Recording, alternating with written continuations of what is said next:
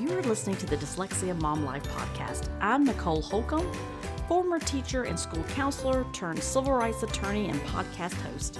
It wasn't that long ago that we learned the reason that our daughter was struggling to learn to read in first grade was dyslexia. Fast forward 4 years past many hours of research and collaborating with experts in the field of dyslexia, now I'm sharing the lessons I have learned that took me from being an overwhelmed mom who didn't understand dyslexia to a go-to mom who is helping hundreds of moms each week through education and collaboration. I created the Dyslexia Mom Life podcast to give you simple, actionable, step-by-step strategies and hacks to help you do the same. If you're feeling alone and lost on your parenting dyslexia journey and you're looking to find a mom who gets it, you're in the right place. Let's jump in and get started. Hey friend, welcome back to the podcast. I am so glad that you are here today. And I don't know about you, but this time of the year, you're probably in the mode of trying to finish up school year for your kiddos, trying to do, all the things, right? You run to the different programs that they're having. You're finishing up with athletics. You may be just trying to survive, right? Just one more morning with your kids, getting them out the door. And, I see a lot out there about this whole concept of work-life balance. You think about it for a second, work-life balance. And so when you think about it, how does that look to you? And the work piece can be what your work is, right? So if you're managing a household, that's work, right? If you're working a job outside of the house, that again is work. So work can be whatever it is that you need to do personally, right? So it's more of a broad term when I think of work-life balance. And then life, I think more of our family, our friends, things that we enjoy doing, things of that nature. And so when I think about all the conversations around work-life balance, it leads one to think that I kind of think of it as, when you see, I'm trying to think of the best way to explain it to you where it's a visual, but you know how when you see a balancing where someone will put something on one side of the balance and it will, make one side go up and one side go down, and there's this unevenness about it, I guess is what I'm trying to say. So it seems like when you're in one place, you're thinking about the things that you need to be doing somewhere else, or if you're a multitasker, there's always just things to be done, right? Well, today on the show, I'm talking to a good friend of mine, Jackson Spannhake. She was actually on the podcast way back early. She was the one where we talked about just finding some calm in the chaos and talking about meditation and just some self-care pieces. She is an attorney. She's also a life and career coach, and she is raising an amazing daughter that's dyslexic as well. She works with women attorneys, helping them feel calm and balanced in their careers and their personal life. She does all the things. She's just amazing. She's also an author. I've talked about her book a good bit as well. It is a great read, and it's called The Lawyer, the Line, and the Laundry. We'll talk a little bit about that today, but if you want to hear more about that, I'll leave a link to her previous episode, so you can go back and listen.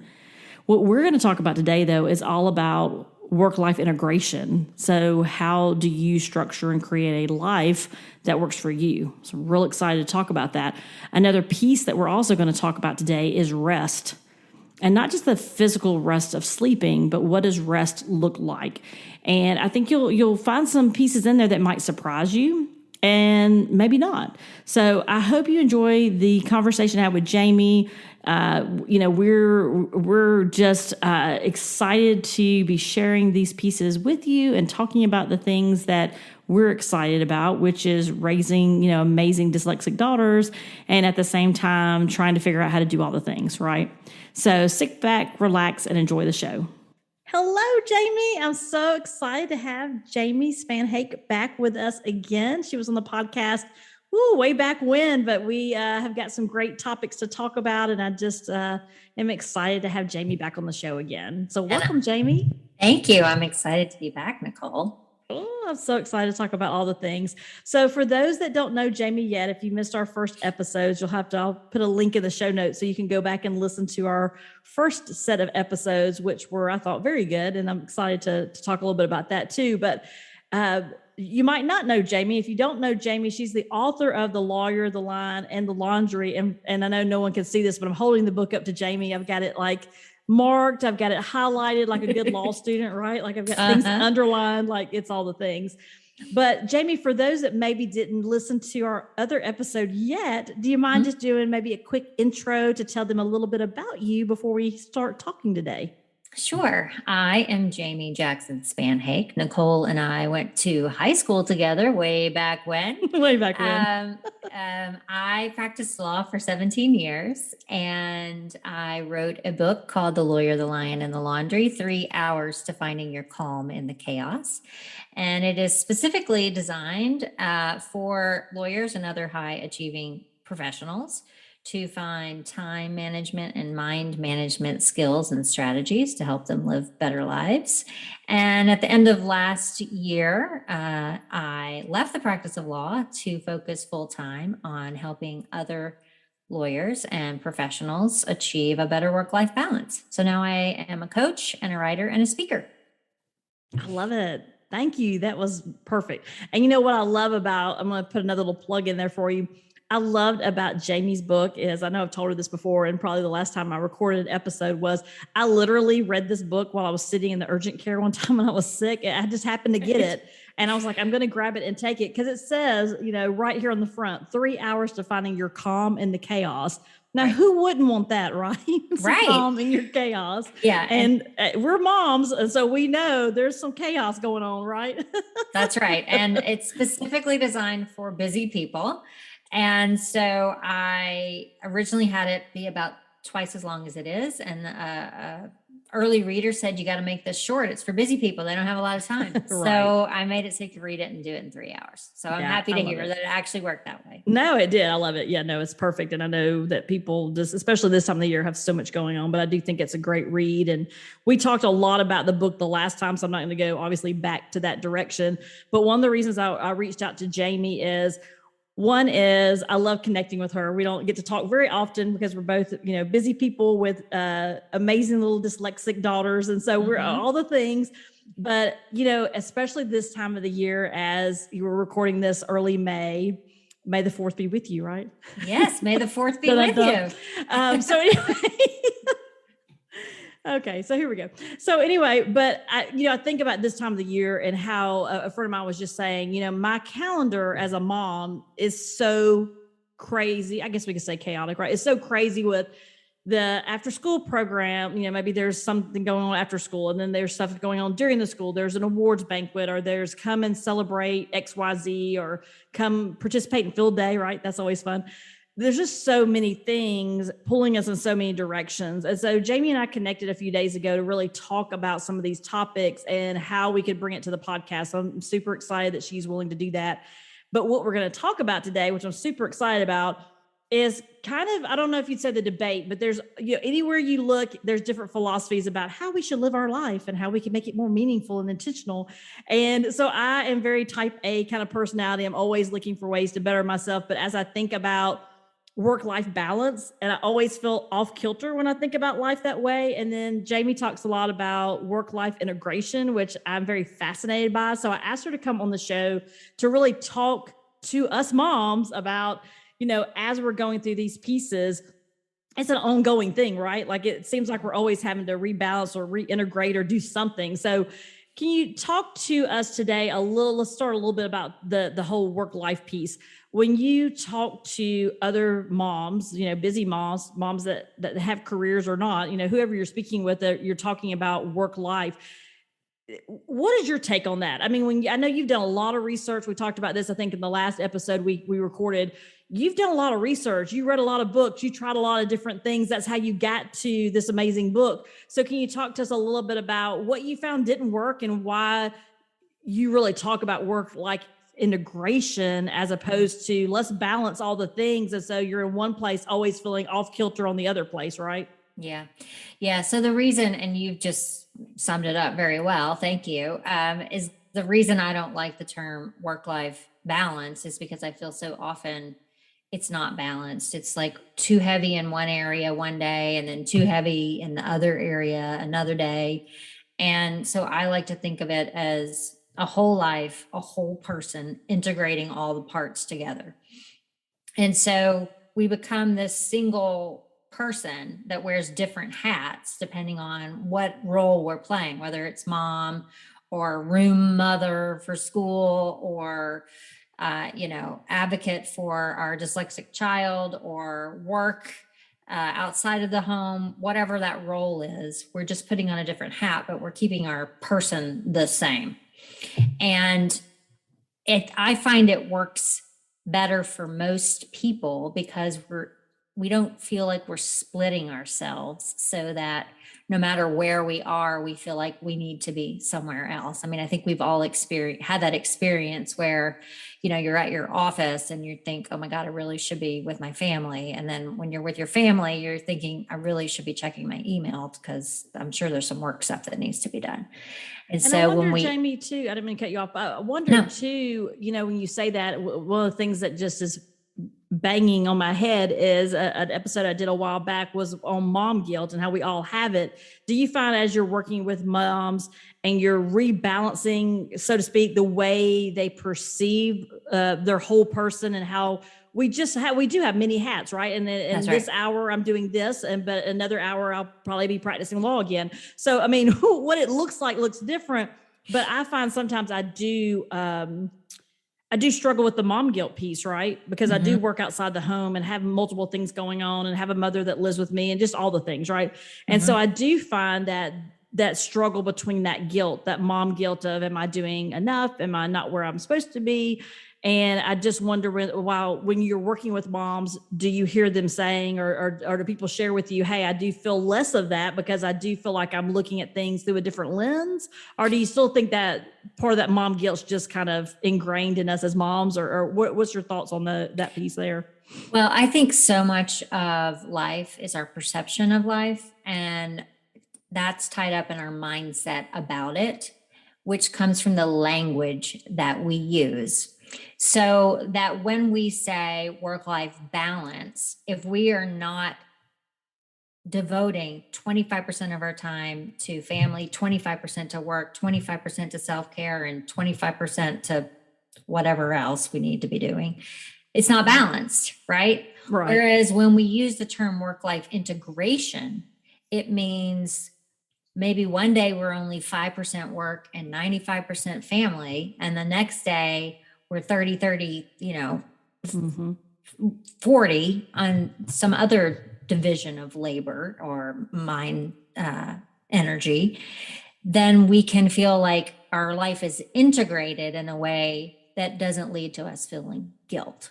Now, I think that feeling guilty as a mom is sort of par for the course a lot of times, right? Right. Because yep. There's nothing like But we can reduce it some, is what you're saying. Yes, we can, because we can change the language, which means we can change our mindset, which means we can change the way we feel about it, and we can be present. I think that's another part that maybe we'll talk about, is being present in that moment. Because when we're not present in the moment of what we're doing and we're thinking about other things we should be doing, that's where that guilt comes from, I think, a lot of times. Whereas if we could be present in what we're doing because we're integrating it all together, ultimately, we can alleviate some of that feeling of guilt. Right. And I love that piece because I was just about to ask you about that. So as we're thinking about shifting that mindset or shifting that perception of, I've got to balance this or balance that, to more of the whole person and looking at things from integration, how do you describe to people, or what are some of the first steps you would say for someone to, like, if I'm saying, hey, this isn't working, I want to try a different approach. So I really want to shift my thinking and start actually taking different types of action. What does that look like in practice, I guess? So where would I start, I guess? Was that a better question? Where would I start if someone's listening going, yes, I want to do that. I'm tired of doing this balancing act that is not balancing anything, but making me feel more overwhelmed and more exhausted. So let's talk a little bit about, how do people start taking those first steps to more of an integrated life as opposed to this imbalance that they have, I Yeah. guess. So I'm going to answer that question with an example of a tool to use, and then Awesome. we can go from there. Okay. So one of my favorite mindset shifts, and we may have talked about this before, is changing I don't have enough time to I have too much to do. And it doesn't change the reality of what's happening around you, but it empowers you when you change it to I have too much to do, to start thinking about what is it that you're doing. Are there some things that you could not do? Maybe they're not aligned with your values, so maybe you could get rid of those. Or maybe there's other people that could do some of the things. So to me, all of the mindset shifts are about empowering us to be able to create the life that we want. So using language that's empowering. So changing I don't have enough time to I have too much to do is a good place to start with a mindset shift that helps us feel less overwhelmed and more in control of our lives. Yes, absolutely. And I was looking up while you were talking, because I just released an episode. Gosh, I think it was maybe last week even. It was, did you ask for help today? And if that's no, why not? And I talked about those pieces from your book actually in that episode about how are you delegating your day? How are you asking for help? And I am giving you permission. If you need permission from somebody, it is absolutely okay. And it's absolutely necessary in the world we live in, that we just can't. And I love in Jamie's book, she really breaks down, we all have the same 24 hours. We all have the same number of hours in the week. And you look at others and think, how do they do all that? They probably don't, right? Realistically. But thinking about, like you were saying, I love the idea of shifting how we think about things. And if I have too much to do, I love in your book, and again, I'm sure we talked about this in the last episode, but I love that you kind of said, okay, well, how are you spending your time? How would you like to spend your time? And then what can you just not do? Right. Like maybe it's going to the grocery store is taking you a couple hours a week. Okay, well, have them delivered to your house. We talked about this offline the other day. Like that can save you hours and money. So there are little tricks and things that you can do if you really, again, take some time, right, to sit down and really think about, am I living the way I want to? And sometimes it's no, right? And that's okay. And maybe sometime in this season of where you are, you're realizing, oh yeah, I've got to rebalance a few things, and I've got to look at things differently. And maybe it's, I do have too much to do. And so is there something I can ask for help or just not do, or do it more efficiently? Right. Yeah, absolutely. Yeah. And, be mindful of the fact that we don't want to try to do too much, because then we set ourselves up to fail. There's only so many hours in a day, right? Like you just said. So giving ourselves the grace to make mistakes, to not do it, quote unquote, all, and to remember how smart it is to ask for help. Right. Absolutely. And other people want to help. They do. They really do. People do want to help. Absolutely. And I know too, when you were talking along those lines, when you think about just it, it's hard sometimes, right? Like we have a lot of pride in what we do, and it's hard sometimes to ask for help. But I know when I help others, what joy that brings to me. When someone calls and says, "Hey, can you pick my kid up at school?" or "I'm running late," or "I've got, my mother's in the hospital. Can you help me with this?" I take pride in helping others. And so I have to remember that you have to also give people the opportunity to also give back to you, because people want to do that in your community and in your your circle of friends and family. But it's sometimes hard. It's hard sometimes to let that go, but it's a gift, right? It's like someone is trying to give you a gift of help, and you accept it. If someone came and said, "I'd like to have you to have these lovely flowers," you wouldn't be like, "No, I don't need flowers. Thank you very," you're like, "Thank you for that gift." So accept the gift. Absolutely. The other thing I was thinking as you were talking too is, it is the time of the year where I know someone said to me just the other day, a mom said, "I'm just so done. Like, I'm just so done with school. I'm so done with homework. I'm done." And so when I think about moms are just hitting that wall or hitting that level of exhaustion, or they're just worn out, I recently read an article that you had written about the 5 kinds of rest. Mm-hmm. And I'd love to talk a little bit about, as we start, or as moms start shifting into more integration, but also find themselves at the time of the year and probably multiple times throughout the year where we feel literally exhausted. There are reasons for that, right? So yes. Can we talk a little bit about, I love the article that you did for Maryland State Bar Association. We'll put a link to that article if anybody wants to read it. But I'd love for us, especially as we're getting ready for the summer, right? And that brings more stress. Moms trying to figure out, how am I going to get this kiddo to here and there, especially when they're not driving, and getting them to places and still doing all the things. And so I know there's some anxiety out there as we get closer to summer months, and just feeling out of balance in general, and just feeling tired and exhausted. Yeah. So there's many different kinds of rest. And in this article, I focus on the 5 kinds of rest, right? And so we often think that when we feel the way that you're talking about feeling, when we're just burnout, basically, right? That maybe all we need is, to sleep. But that's only one kind of rest. Physical rest is only one kind of rest that we need. And, getting rest and sleep is super important whenever we're feeling overwhelmed, or just done, like you're talking about. But there's 4 other kinds of rest. There's mental rest, social rest, creative rest, and sensory rest. There's 4 other kinds of rest that we need. And mental rest, I think, is really important when we're faced with stress from all of the different things that have been going on, which is what you're talking about, that run up to the end of school. I'm in the Northeast, so our end of school is not till the middle of June. So we're not there yet. We got a little time. But then even too, I'm sure you've experienced this too, as we get to this time of the year. For many families, this is when they find out their child's dyslexic, or they find out, not only is my child dyslexic, but now I'm finding out my child is dysgraphic or has ADHD. Right. So this is also the time of the year where people learn more about their child's learning profile. And that too, I think, plays into what you're talking about just part of that mental piece too, as far as not only might you feel physically like I can't do anymore, but you may mentally feel like it's a lot, right? So there's that component, I think, too, for some families. Yeah. And I think that sort of mental exhaustion can manifest in other ways by like not being able to fall asleep, thinking about all the things that went wrong during the day, all the things you got to handle tomorrow.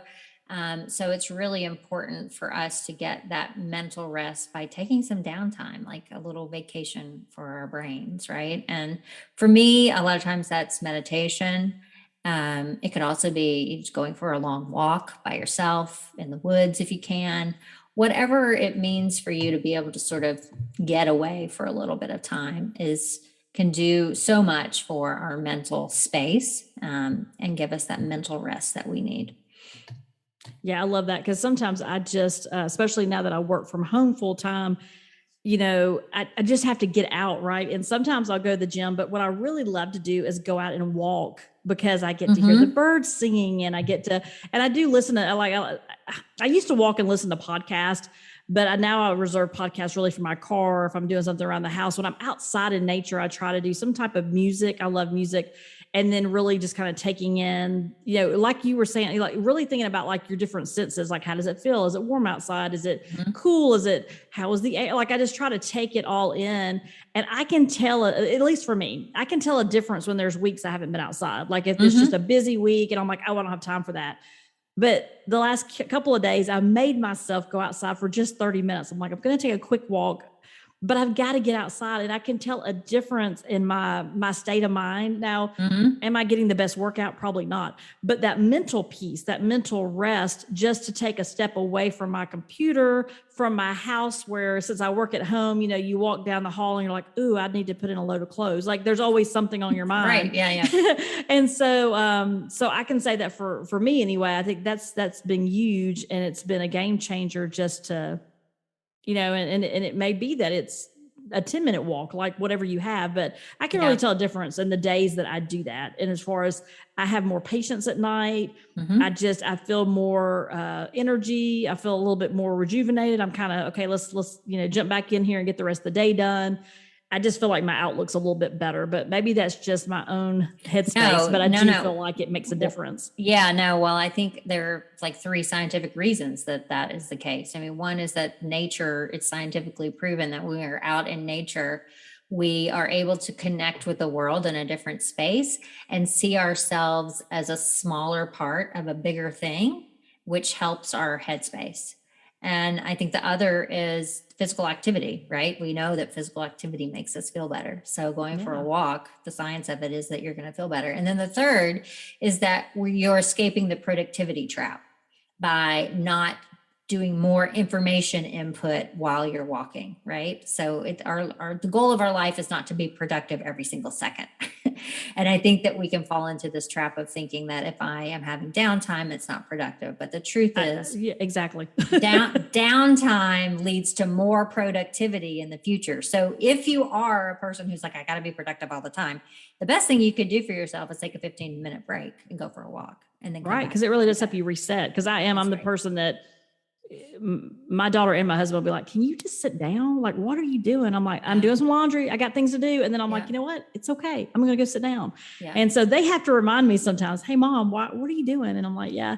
Another thing when I think about the mental piece, I don't know if you talk about this much, but one of the things I have done that really helps me a lot is I found, talk about productivity. I love to talk about productivity, but is another piece is finding a system that works for you. So for example, I have a planner that I use, and it's got a place where I put just 3 things today I want to accomplish. Now, do I write stuff in the bottom? Yeah, I'm a lister, so I'm going to list it out. But I try not to. I try to say, okay, if I have one important priority at work today, what is it? If I have one important priority with, I don't know, my budget or doing something for school, I've got to, pay for teacher appreciation or whatever it is I'm doing that I'm like, okay, that has to be done today. I jot that down. But Jamie, I don't know for you, but for me, from a mental rest standpoint, when I have a list with 20 things, I immediately feel overwhelmed and exhausted. I'm like, oh my gosh. And I have been known to write something down just to mark it off. Yes, I'm that person. Yes, everybody has done that. Let's just all raise our hands and say, yes, I've done we've been there. But I do think that when I made that shift to a different type of planner where it wasn't that I can just write all the things in, where it was like, okay, today, here are your 3 circles. You're going to check these 3 things off.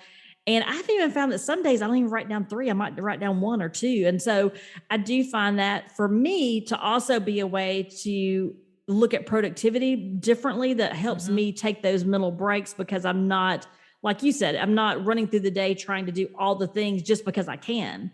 Maybe that can wait till tomorrow. Maybe that doesn't have to be done today. It's a different way of looking at things. It is. And what I like about that method is that it's values based. So it makes you sit down and think about what's the most important thing. And that's really important. And the second thing is that it sets you up for success. So no matter what else happens in the day, if you've done those priorities, then you can feel successful for the day, which is, a success loop is what we want to be in, not a failure loop. Yeah, absolutely.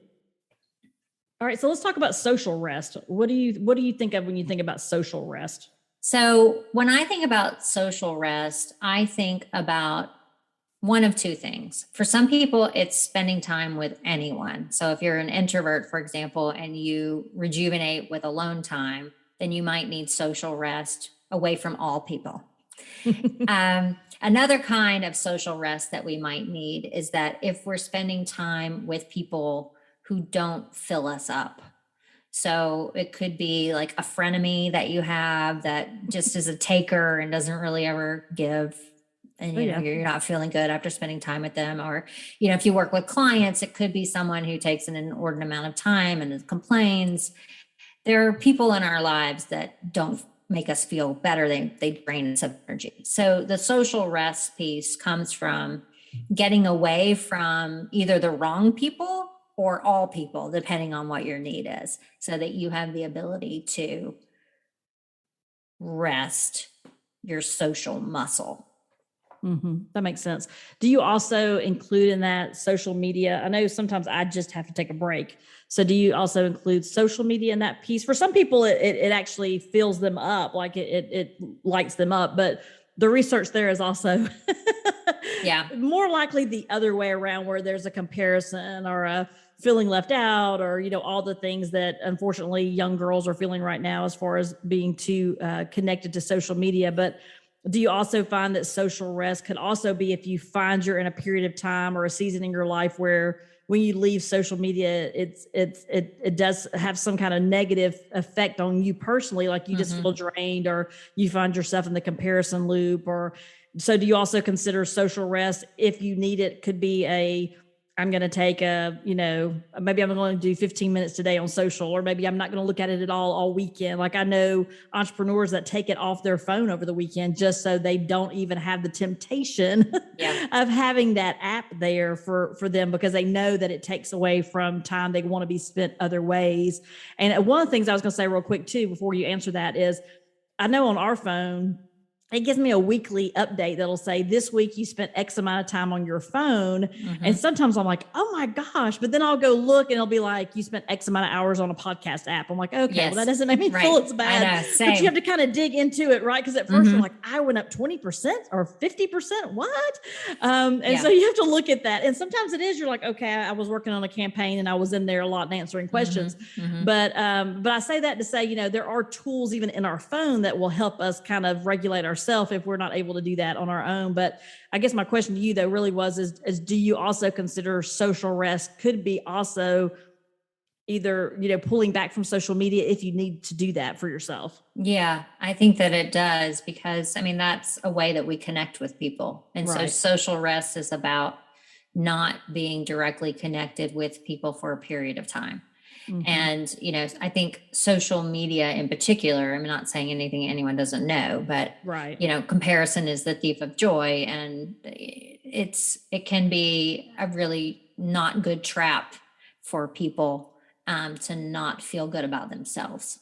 Yeah. And I think so too, especially like in some of the groups, especially if you're new to dyslexia, sometimes you'll get in and everybody's got advice and do this or do that, or don't do this. And it gets overwhelming sometimes. And then somebody may have had a really bad experience with your school district or what have you.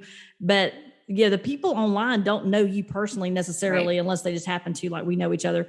And those groups, that we get in, especially on Facebook, you might, people are giving advice, but they don't even know all the identifications of what your child has. So I would just say be very cautious there. And if you feel like you're getting too much information, it's okay to take a step back. Sometimes you go into that seeking information and then you quickly realize, oh, these are not the most credible people. I need to look somewhere else. That's right. But then sometimes you might find someone in your community that they do have children in the school, and they say, well, Miss Smith has been very great for us. And I made it Miss Smith, those of you that are asking. So Miss Smith is, has been trained in Norton Gillingham. She's very compassionate with dyslexics. Like, that's a good, productive conversation, but sometimes they're not. And I think those can be draining as well. So that's right. It's really good to recognize the source of whatever information you're getting. Yeah. And like you said, just in general, like what do you need as far as social? And is it sometimes you need a rest from, like you said, sometimes I just have to have, like, I go for a walk sometimes because I just need to be by myself. Like, I just need a minute. So anyway, exactly. All right, let's talk about creative rest. So tell us a little bit about what you're thinking about when you say creative rest. So creative rest is taking time to be creative. So it's unlike the other kinds of rest, it's actually engaging in the thing, not taking a break from the thing. Okay. So I find that a lot of people have careers or, daily routines that don't allow a lot of creativity. And so we lose part of ourselves when we are not able to engage in any creativity. And so taking the time to get out in nature, maybe enjoy art or music. These are things you were talking about before, right? Yeah. And go for a hike, play the piano. Think about what you like to do creatively when you were a kid. Did you like to color? Did you like to, make up songs on the piano, whatever it is? Engaging in something that uses your creativity, because it uses a different part of us that we don't use a lot sometimes, unless we are fortunate enough to be in a creative career. Then maybe we don't need this kind of creative rest. But I think most people do. Yeah. And I love that too, because I know we got another one to discuss, but so far, when I think about the pieces of rest that we've talked about, these are also, we have to remember, we are our children's first teachers. And so they're looking at and they see what we're doing, and they see, even if they don't voice it, they're watching you, right? Like they see all the things. And so for you to take time, because one of the things I talk about a lot with moms are, talking about nurturing and really encouraging our children's gifts, but we also have our own. And I know, like with starting the podcast, my daughter is all about it. Like, how can I create some merch? How can I do this and that?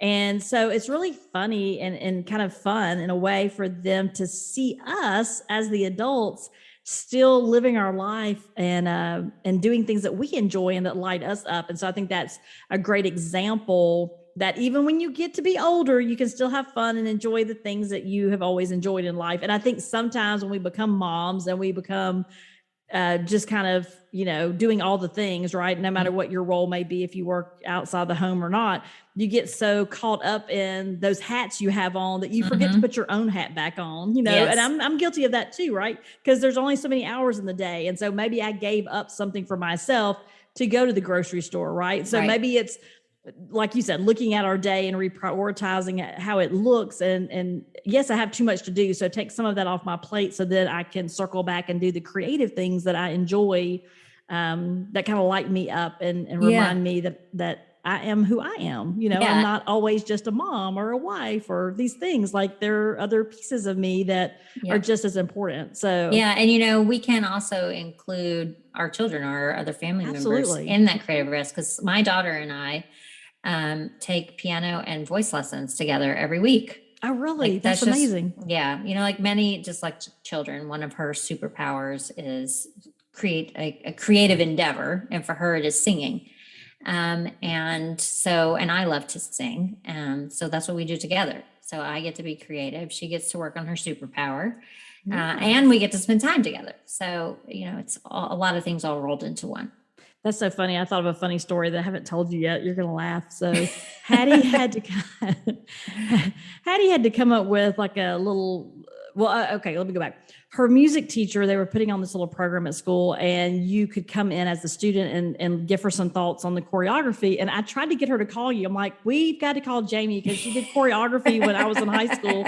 She was like, seriously, Mom? I'm like, I know it's been a long time ago, but Jamie knows these things. And I don't think I ever told you that, but I was like, I've got to tell her, because I was like, I was in some plays, but I didn't do the choreography. So let's call some. I would have been happy to talk to her, but she was like, I got my own ideas, Mom. Right. Yeah, but it was funny because I was like, the things you think about later in life. Yeah. Like, okay, that was a decade. Well, no more than a decade. Anyway, let's move on. But I know you get a good laugh out of that. So, Yep. Okay, well, let's talk about the last type of rest, which is just as important of all the other ones we've talked about, which is the sensory rest, which I think probably we need that more than ever nowadays, right? Yeah, our world is very stimulating, overstimulating at times, right? We have screens around us for work, for personal. We have our phones and our tablets and our laptops and video games, and there's lights and noises and notifications all the time. It's always coming at us, right? So we really need that sensory rest to not feel overwhelmed. So, I find unplugging in the evenings. I think you said you instituted a phones downstairs after 10 p.m. Was that you that said that? No, it wasn't me, but I do when I get home, or I used to get home, but in the evenings after Hattie's home, I'll put my phone on the charger to charge. Yeah. And I leave it in the other room. I do have a watch that'll alert me if like my mom needs something, she's downstairs or what have you. But I do make a conscious effort not to be walking around with a device in my hand, because I just want to signal to her that, you only have so many hours in the evening with your kiddos. And so, I mean, that was a conscious decision I made probably over a year ago, maybe 2 now, but because I wanted her to know, if you have a question, let me. Now, I'm not going to say, she's not like, hey, you're in the kitchen doing something, can you come here? Like, yeah, I'm doing things still, but I do make a conscious effort, because I'm working on screens all day right now. I'm looking at 3 screens with you and then 2 in the background for work. And so I'm always, and then my phone's constantly buzzing that somebody needs something. And so it is. And that's why I like to walk sometimes too, right? Because then I take a break from all those sensory pieces. That's right. But yeah, I mean, I find find, and then I was listening to someone that says they don't bring their devices into their bedroom. Like they just have an old fashioned alarm clock. They don't even bring them into the room. I have started putting mine across on my dresser, so I don't wake up, in the middle of the night. And then the next thing I know, I'm scrolling, looking at something random. And I'm like, hey, that's why you can't go back to bed. Yeah, that's right. Yeah, because we do, and this one is tied into some of the other kinds of rest as well, but we need that downtime, that mental downtime, which we can't get with information coming at us and notifications all the time. And just being mindful of our use of our devices and putting them down so we can be present in the moment with the people around us. It's like that time, if you ever go to, a restaurant or something, you see a bunch of teenagers at a table and they're all on their phone, not talking to each other. Right. I mean, we all have some version of that. Right. Sure. Where we're not present with the people around us. And I just think we miss a lot that could fill us up when we don't connect with the people around us. So look, I'm a big advocate for having, my phone with me at all times, and I use it as my computer and enables me to do lots of different things. Right. Lots of resources. Definitely. Yes. But I also think that it's good to maybe pick a night a week where you and your family are not on devices and can spend time, playing a board game or, some old school way to have a conversation. Right. Yeah. Well, I know too, one of the things I did was, anytime you, download a new app or whatever, or you register for some website, it immediately asks you about notifications. Like it's just like immediate. So I have probably, I would say 95% of mine turned off. Yes. It is only like if it's necessity, like, the soccer app I keep on because it tells me if I've got to be somewhere tonight. Right. But sometimes I even turn that off, like if we don't have a game or something. But, like all my social media, I have all those apps turned off for notification. Me too. I don't need to know if you put a message in my Facebook group when I get ready to go look at it. And that was a conscious decision I had to make a while ago. And I was like, okay, because it was, and I had read a lot of research about how every time you hear that ding, you're like Pavlov the dog, right? You're looking and but then it takes you so long to get back on your task, back again to productivity. And so a long time ago, I was like, okay, I've got to control those notifications instead of them controlling me. And for so long I had, a notification, that'll be nice. And then I really looked at it and went back to, do I really need, like, is it an urgent something I need to know right now. Right. And if it's not, then it can sit till I get ready to go look at what that might be. That's right. And, it just, it made a difference. It really did, because now it's not, there's like probably one right now. And every time it dings, I'm like, I got to go in and adjust that one. And so it's just kind of like, well, I'm getting way too many little pings on that one. Right. But yeah, so I think that and you would be amazed. I would challenge people to do that this week. Go and look at your notifications, because you would be amazed at, making a tweak there, what a difference it can make in your day. Right. Yeah. Well, and it's you taking control over your time. That's right. And using your resources to empower you to be able to do the things that you want to do instead of being at the mercy of your notifications. Absolutely. So what would you say, I'm going to ask you this one last question and we're going to wrap up. When we look at or we hear physical rest and mental rest and social and creative and sensory, there's just, all these things are swirling around now in my head, perhaps. Where do I start? Do I start and think about, let's take the first step and look at physical rest? Do I think about, well, how many hours am I really getting of rest? I would love to have at least 9, but I'm probably getting 6 in reality. So, I know that's an area I have to work on. And I know for myself, it goes back to creative, right? Like I'm probably thinking about something for the podcast, or it is sensory because I looked at my phone the last 30 minutes before I went to bed because I was trying to get something done in between family time. So if someone's trying to think about, well, how would I begin on these pieces to kind of identify for myself what the first step is, would you say just start at the beginning? Do I start first looking at the physical rest and addressing that, and then maybe take a week to kind of take a breath and figure that piece out? I mean, how does someone go through now that they're able to identify these different types of rest? And they probably already know, right? Like they probably already know where their areas of need are just by listening to what we're talking about. But what would be that initial first step of really making some traction here on making these tweaks to rest, which really can impact how we feel and really can impact us as we go into the summer and just continue living life in general? Yeah, I think starting with physical rest is the best place to start, because sleep is the foundation of all good health, including mental health. Absolutely. So I think that figuring out how to get good sleep and then focusing on getting it is the number one thing. And then I think the next step is the mental rest piece. And I think when we get the mental rest, what's inherent in that is social rest and sensory Mm-hmm. rest, right? Absolutely.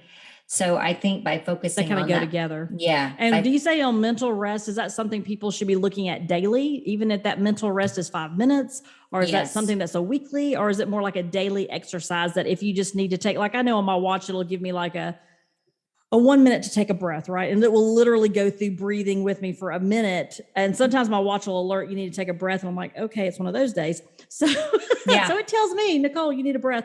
But would you even say, like, obviously sleep is daily, but with the mental that also, obviously feeds into the sensory and the social and those other pieces, is something we should be doing daily, though, right? The mental and the physical should be a daily goal we have. Yes. And whether it's 2 minutes, 5 minutes, a meditation practice is a good way to do it. Just a sit down breathing practice is a good way to do it. A 10-minute walk, whether if maybe you have a long driveway and like it's just the walk to your mailbox and back, anything that can become a habit that you do every day. Maybe it's after you drop your kids at school and you come back in your car and you're sitting in the driveway. 2 minutes before you get out of the car, you just take a break. And then there will be times when life is so chaotic that you need more than that. But I think that is the foundation for building up a mental rest practice that can work for a person. I love that. And I love thinking about it more from a perspective of, I love what you just said, the mental rest practice. Like, how are we practicing and what are we doing? Because I think so many times we think of meditation or we think of other pieces or journaling. We think of, it's, I don't want to say it's a fad, but right. Like sometimes you may stick with something for a little bit and then maybe you're like, oh, I don't really like that. Let me do something different. But when you think of it as more of a practice, like what am I going to do for my mental rest? Mm-hmm. And maybe it is, I need to journal for a little bit. Like I just need to get all these thoughts out of my head. Maybe you've got some stuff you're carrying around and you can't sleep. So you need to journal at the end of the day to get all that out of your head. Or maybe you need to do that in the morning to be able to get a fresh start. So those pieces, though, are things that you have to identify as the person. Mm-hmm. But as far as, I love that you couched it, though, or kind of talk about it more from a practice standpoint of things we should do daily for our daily health. So I love that piece. So thank you for putting that spin on it. That really helps. Yeah. Well, thank you, Jamie. I'm so excited that we were able to reconnect. I always enjoy spending time and catching up with you. And I so appreciate you coming on the show to talk more about work-life integration. And I think that these rest practices that people will put into place can be a life changer. I mean, it can really be a perspective shift and really goes right into what you were saying earlier. And I know offline we talked about it being so integral to the work-life integration. You've got to integrate these rest pieces to be able to really tell a difference, right? That's right. Yeah. And they can be so powerful with just a little bit of effort. Yeah, absolutely. I think if just a few little tweaks to your week, you can tell a difference immediately. So that's I love that. So I always love when people can walk away with some takeaways that they can start immediately and can tell a difference. So thank you for that. I appreciate it. And thanks again for being on the show. And I hope you have a fantastic rest of your day. Thank you so much. It's always fun to talk to you, Nicole. I hope you enjoyed today's show and conversation. Jamie and I have known each other a very long time. Always great to catch up with each other. But we're also, aside from just enjoying each other's company, we also are very passionate about helping moms and very passionate about raising amazing daughters with dyslexia. And if you struggle at all with trying to get all the things done, this was probably a perfect episode for you to start thinking about, how do I better integrate? And integration being, how do I be present at the time I'm in without worrying about all the things? And that's hard, right? That's not something that's easy for some of us. And then the other piece is really looking this week, schedule some time on your calendars, block off some time if you need to really think through those different types of rest and where is it that you need more of that. I'm going to do that too, because I really believe that's so important for us, because when we're well rested in those areas, we are going to be more present and we are going to feel different. And the people around us, our family and friends, are going to get that. So I think you'll see quite a bit of difference there. And if you need more support, you can always go to dyslexiamomlife.com. You can also grab a copy there of the free Dyslexia Battle Blueprint, a beginner's guide. If you haven't grabbed your copy yet, be sure to go to the website today and grab your copy. Remember, you got this. You are not alone. And in fact, if you want to join some other amazing moms raising children with dyslexia, you can join our Dyslexia Mom Life podcast community. It's a Facebook community. It is a free and safe space for you to connect with other moms who are raising amazing kiddos just like yours with dyslexia, and our podcast guest. And of course, I'm in there from time to time as well, checking and answering questions. And, feel free to reach out. So remember, you got this, and I hope you have a fantastic week.